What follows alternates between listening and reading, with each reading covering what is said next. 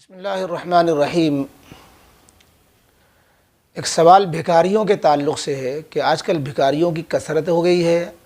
نماز ادھر ختم بھی کوئی نہ کوئی بھکاری مسجد میں کھڑا سوال کر رہا ہوتا ہے، تو پھر پتہ بھی نہیں چلتا کہ کون سا بھکاری صحیح ہے کون نہیں صحیح ہے۔ پیشہ ور بھکاری بھی ہوتے ہیں، بہت سے پبلک والے مقامات پہ مانگا کرتے ہیں، کہیں اسٹیشنوں پر، مسجدوں کے باہر اور سڑکوں پر، دکان۔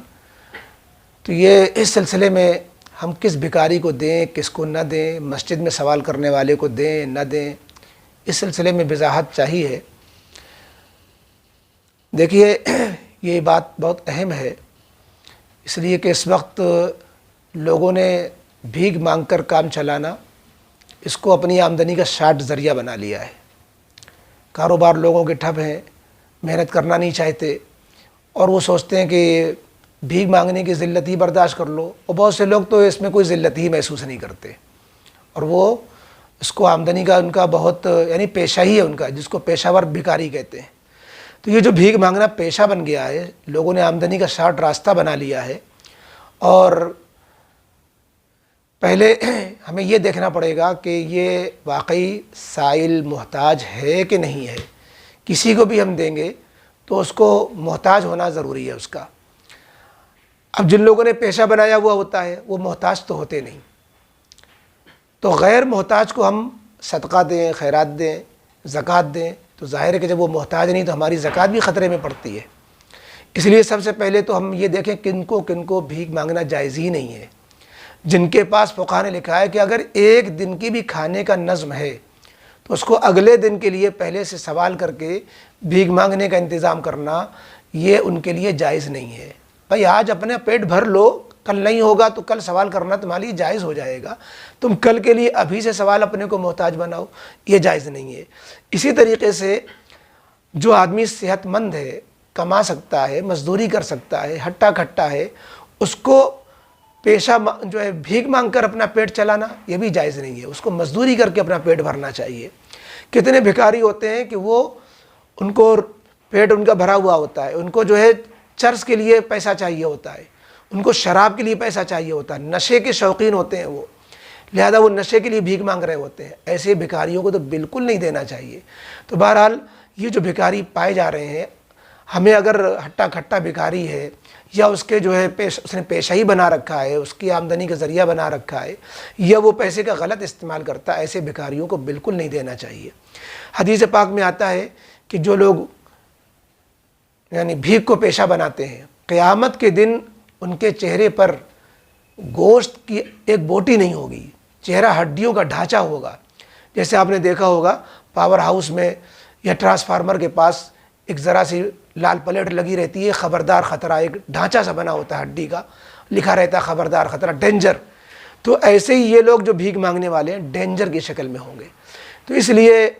بھیک مانگنے کے پیشے کی حوصلہ شکنی کرنی چاہیے، اور ان کو تو نہ مسجد میں دیں نہ مسجد کے باہر دیں، کہیں نہیں دینا چاہیے، اس لیے کہ ان کے لیے جب مانگنا ہی جائز نہیں تو اگر ہم ان کو دیں گے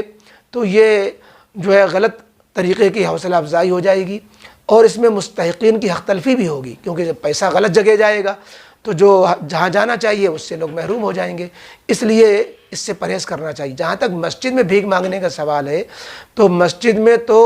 جو ضرورت مند ہے، جو بھیک مانگنا جس کے لیے جائز بھی ہے، وہ بھی مسجد میں بھیک نہیں مانگ سکتا۔ اپنی ذات کے لیے مسجد میں سوال کرنا جائز نہیں ہے۔ یہ اللہ رب العزت کے گھر کی غیرت کے بھی خلاف ہے کہ یہ اللہ سے مانگنے کی جگہ اور ہم یہاں بندوں سے کے سامنے دستے سوال دراز کریں، وہ بھی اپنی ذات کے لیے۔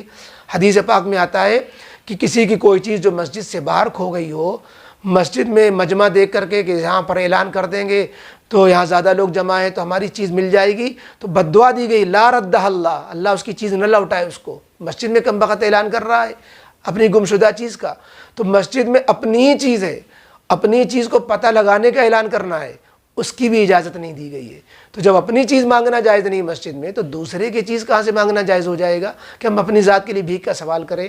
پھر ایسے بھکاریوں کے لیے ہونا یہ چاہیے کوئی اور ان کی طرف سے واقعی کوئی بہت ایمرجنسی کسی کو ہے، کوئی حادثہ پیش آ گیا ہے، کسی آفت میں اس کا لٹ پٹ گیا، پوری گھر کو آگ لگ گئی، اس کے پوری دکان جل ول گئی، کچھ نہیں بچا اس کے لیے، فاقہ مستی آ گئی اس کے گھر میں، اس طرح کی نوبتیں، تو ہم وہ خود سوال نہ کریں، کسی امام صاحب کو چاہیے یا کسی اور کو چاہیے کہ بھائی ایک محتاج ہیں، ہم ان کے لیے سفارش کرتے ہیں، تصدیق کرتے ہیں، آپ حضرات ان کی مدد فرما دیں، تو اس کی گنجائش دی جا سکتی ہے۔ اس کے علاوہ جو اعلان چندے کے ہوتے ہیں مسجد میں، وہ جو دینی اداروں کے لیے ہوتے ہیں، مدرسے کے لیے ہوتے ہیں، کسی مسجد کے تعمیر کے لیے ہوتے ہیں، ان کی بھی اگر شروع میں تحقیق ہو گئی تو ایسے دینی، رفاہی اور اداری جو ہے ملی کاموں کے لیے چندے کا اعلان کرنا مسجد سے، اس میں بھی کوئی حرج کی بات نہیں ہوتی، کیونکہ نبی اکرم صلی اللہ علیہ وسلم نے غزوہ تبوک کے موقع پر مسجد نبوی میں چندہ جمع کیا ہے، تو اس لیے ایک اجتماعی کام ہے، تو اس میں تو کوئی حرج نہیں ہے، اجتماعی نیکی ہے۔ تو بہرحال یہ جنہوں نے پیشہ بنایا ہوا ہوتا ہے ان کو نہ مسجد میں دینا چاہیے نہ مسجد کے باہر، اور جنہوں نے پیشہ نہیں بنایا ہوا وہ واقعی حقیقی سائل ہیں، وہ ضرورت مند ہیں، تو ہم ان کو دے سکتے ہیں، لیکن مسجد میں ان کو نہیں دینا چاہیے، تاکہ مسجد میں مانگنا جو اپنی ذات کے لیے منع ہے اس کا رواج نہ بڑھے۔ اور ہمیں یہ بھی خیال کرنا چاہیے کہ بہت سے لوگ ضرورت مند ہوتے ہیں، مانگ نہیں سکتے، لہذا ہمیں ان کا بغیر ان کے مانگے خیال رکھنا چاہیے۔ قرآن میں نا وفی اموالہم حق للسائل والمحروم، کہ جو اہل خیر ہوتے ہیں، نیک بندے ہوتے ہیں، متقی، وہ اپنے مالوں میں لازمی حق کی طرح سمجھتے ہیں، مانگنے والوں کو بھی دیتے ہیں اور ان لوگوں کو بھی دیتے ہیں جو مانگ نہیں پاتے، جس کی وجہ سے اکثر محروم رہ جاتے ہیں، ان محروموں کو بھی ڈھونڈ کر کے، ان کو تلاش کر کے ضرورت مندوں کو دیتے ہیں۔ تو ہم تھوڑی سی محنت بھی تو کریں کہ ہمارا پیسہ اگر کہیں جا رہا ہے تو خرچ کرنے کا سلیقہ ہو کہ صحیح جگہ جائے، تو ضرورت مندوں کو ڈھونڈیں، ان کو دیں۔ تو بہرحال مسجد میں سوال کرنے کے تعلق سے یہ تفصیل تھی جو عرض کر دی گئی۔